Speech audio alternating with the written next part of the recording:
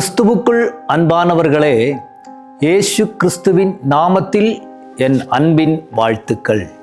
இந்த நல்ல காலை நேரத்திலும் ஆண்டவர் உங்களை ஆசீர்வதிப்பாராக. இந்த நல்ல நாளிலும் நீங்கள் சந்தோஷமாக இருக்கிறீர்கள் என்று நான் கிறிஸ்துவுக்குள் நம்பியிருக்கிறேன். இன்று உங்களோடு பேசும்படிக்காக கர்த்தர் எனக்கு கொடுத்திருக்கிற வேத வாக்கியம் யோவான் எழுதின சுவிசேஷம் 8ஆம் அதிகாரம் அதனுடைய 6வது வசனம் இப்படியாக எழுதியிருக்கிறது. அவர் மேல் குற்றம் சுமத்துவதற்கான காரணம் உண்டாகும் பொருட்டு அவரை சோதிக்கும்படி இப்படி சொன்னார்கள். இயேசுவோ குனிந்து விரலினால் தரையிலே எழுதினார். இந்த வேதத்திலிருந்து நாம் சிந்திக்கிற வசனம், குற்றம் சுமத்துகிறவர்கள் முன்பாக தேவன் நம்மை நியாயமாய் நடத்துவார். இந்த வார்த்தையில் இருந்து நாம் வாசிக்கும் போது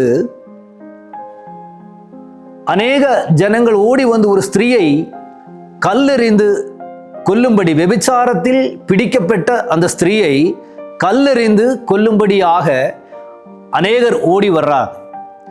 வரும்போதும் அந்த வேதத்தில் சொல்லப்பட்டிருக்கிற வார்த்தை இப்படிதான், இயேசுவை சோதிக்கும்படியாக அவர்கள் இயேசுவினிடத்தில் இந்த ஸ்திரீயை கொண்டு வந்தார்கள். அவர்கள் கேட்ட கேள்வி, இந்த ஸ்திரீயை கல்லெறிந்து கொல்ல வேண்டும் என்று கேட்கிறார்கள். ஏன் இயேசுவை பார்த்து இந்த கேள்வி கேட்டு இயேசுவை இந்த வார்த்தையினால எப்படி சோதிக்க முடியும்? இயேசு சொன்னார், நான் பாவிகளை ரட்சிக்கவே இந்த பூமிக்கு வந்தேன் என்று சொன்னார். இந்த ஸ்திரீயை கல்லெறிய சொன்னால் இந்த ஸ்திரீயை, பாவியானவளை ரட்சிக்க அவர் தவறிவிட்டார் என்று ஒரு குற்றச்சாட்டை அங்கே சொல்வார்கள். கல்லெறிய வேண்டாம் என்று சொன்னால் மோசையின் நியாயப்பிரமாணத்தை மீறினார் என்ற குற்றத்தை அங்கே வைப்பார்கள். இந்த 2 விஷயத்திற்கு முன்பாக அவருக்கு வாயடைத்து ஒரு கேள்வியை கேட்டு அவங்க வைத்திருக்கிறாங்க. இதே சூழ்நிலை உங்க வாழ்க்கையில வந்திருக்கலாம். என்ன பதில் சொல்ல முடியாத ஒரு சூழ்நிலையை கொண்டு வந்து உங்கள் வாய் அடைத்து உங்களுக்கு பேச முடியாம உங்களை நிறுத்தி இருப்பாங்க. என்ன பேசணும் அப்படின்னு எந்த பதிலுமே பேச முடியாத ஒரு இக்கட்டான ஒரு சூழ்நிலையில உங்களை கொண்டு நிறுத்தி இருப்பாங்க. நீங்க சரின்னு சொல்லவா இல்ல தவறுன்னு சொல்லவா உங்களால கூடாத முடிக்கு எதை சொன்னாலும் அந்த வார்த்தையில் குற்றத்தை கண்டுபிடிக்கிற அநேகர் உங்களுக்கு சுற்றிலும் நிற்பார்கள். ஆனால் என் இயேசுவினிடத்தில் நீங்கள் அர்ப்பணியுங்கள்.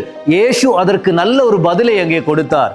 உங்களில் பாவம் செய்யாதவன் இவளில் முதல் கல்லை எறிய கடவன்.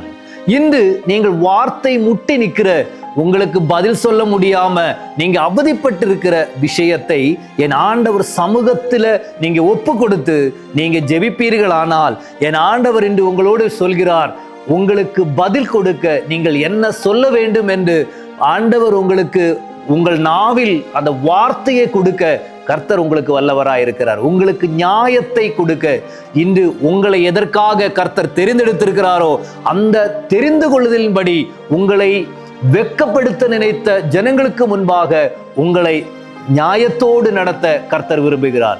இன்று அப்படிப்பட்ட சூழ்நிலை இருக்கிறீங்களா? இன்று நான் உங்களுக்காக ஜெபிக்க போகிறேன். என்னோடு சேர்ந்து நீங்களும் ஜெபியுங்க. என் நல்ல ஆண்டவரே, உமது பிள்ளைகளுக்காக நான் ஜெபிக்கிறேன் ஏசப்பா. ஒரு வார்த்தை பேச முடியாம அவங்க தவித்து கொண்டு இருக்கிறாங்க ஆண்டவரே. எந்த சூழ்நிலையிலும் அவருடைய வார்த்தையினால் ஆண்டவரை பேச முடியாத இக்கட்டான நிலைமையில் அவர்களை வெட்கப்படுத்தும்படி அநேகர் கடந்து வந்திருக்கிறாங்க ஆண்டவர். அநேகர் நிற்கிறாங்க அவருங்க முன்பாக ஆண்டவரே. உமது பிள்ளைகளை ஆமென் உமது வல்லமையால் பேசும்படி, அவர்களுக்கு நியாயத்தை விளம்பும்படி என் கர்த்தர் அவர்களுக்கு உதவி செய்யும்படிக்காக நான் ஜெபிக்கிறேன். நீங்க அப்படி செய்வதற்காக ஸ்தோத்திரம். இயேசுவின் நாமத்தில் எங்கள் பிதாவே, ஆமென். கர்த்தர் உங்களை ஆசீர்வதிப்பாராக.